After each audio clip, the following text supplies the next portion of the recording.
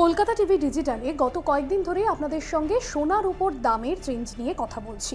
কখনো কখনো সোনার উপর দামে একটা নানান পরিবর্তন আসছে, কখনো সোনার উপর দামে আপনার উল্লেখযোগ্যভাবে পতন হচ্ছে, কখনো বা এই সোনার উপর দাম অনেকটাই বেড়ে যাচ্ছে। আর এই দামের কারণ হিসেবে, দাম বাড়ার কারণ হিসেবে বা দামে অস্থিরতার কারণ হিসেবে বিভিন্ন কারণগুলো আপনাদের গত ভিডিওতেই জানাচ্ছিলাম, যেখানে বিশ্বের অর্থনীতির একটা প্রভাব রয়েছে, অন্যদিকে ডলারের যে মূল্যবৃদ্ধি তার যেরকম একটা প্রভাব রয়েছে, অর্থাৎ ডলারের দাম কখনো বাড়ছে কখনো কমছে, তার প্রভাবটা সোনার দামের ওপর পড়ছে। অন্যদিকে বিনিয়োগকারীরা তারা কতটা বিনিয়োগ করছে তার উপরেও একটা সোনার দামে হেরফের হচ্ছে। অন্যদিকে আমেরিকায় যে শুল্ক নীতি বিভিন্ন দেশে রয়েছে, সেই শুল্ক নীতির জন্য প্রভাব পড়ছে সোনার উপর দামে। দেশের বিভিন্ন রাজ্যগুলোতে সোনার উপর দামে কিন্তু এক এক রকম পরিবর্তন রয়েছে, চেঞ্জ রয়েছে। দিল্লিতে যে সোনার উপর দাম যেরকমটা রয়েছে বা আহমেদাবাদ চেন্নাই সোনার উপর দামে অনেকটা ভ্যারিয়েন্স রয়েছে। আপনাদের জানিয়ে রাখি, আজকে সোনার উপর দাম অনেকটাই কমেছে। 1.5 লক্ষের বেশি সস্তায় পাওয়া যাচ্ছে রূপো। সোনার দাম সর্বোচ্চ থেকে অনেকটা কমেছে এবং 10 গ্রামে 34,000 টাকায় বিক্রি হচ্ছে। এখনো পর্যন্ত এই পরিসংখ্যান আসছে।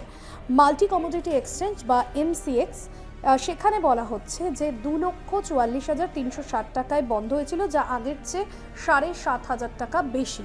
অন্যদিকে মনে করা হচ্ছে যে রূপোর দামও কিন্তু সোনার দামের তুলনায় অনেকটা সোনার দামের তুলনায় সর্বোচ্চ যে দাম বাড়ছিল যেভাবে রূপোর দামও, সেই দামটাও তুলনামূলকভাবে অনেকটা কম। যেমনটা মনে করা হচ্ছে যে 10 গ্রামে 1,55,895 সোনা MCX, যেটা মাল্টি কমোডিটি এক্সচেঞ্জ, যার রিপোর্টে আসছে সামনে। অন্যদিকে বৃহস্পতিবারের থেকে অনেকটা দাম কিন্তু বৃদ্ধি পেয়েছে। সোনার দিকে তাকালে দেখা যাবে যে 29শে জানুয়ারি সোনার দাম 10 গ্রামে ছিল 1,93,000, যেটা শুক্রবারের ঊর্ধ্বগতির পর 10 গ্রাম 24 ক্যারেট সোনার দাম এখন সর্বোচ্চ 37,000 টাকার মতো। অর্থাৎ আজকে রবিবারে সোনার দাম অনেকটা কমেছে।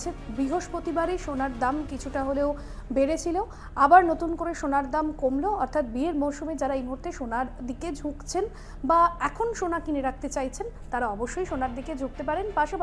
সোনার পাশাপাশি কিন্তু রূপোর দামও অনেকটাই কমেছে। MCX এর যে পরিসংখ্যান তা তো সেটাই বলছে। আজকের এই বিষয় এখানেই শেষ করব। অন্যান্য আপডেটের জন্য ফলো করুন কলকাতা টিভি ডিজিটাল।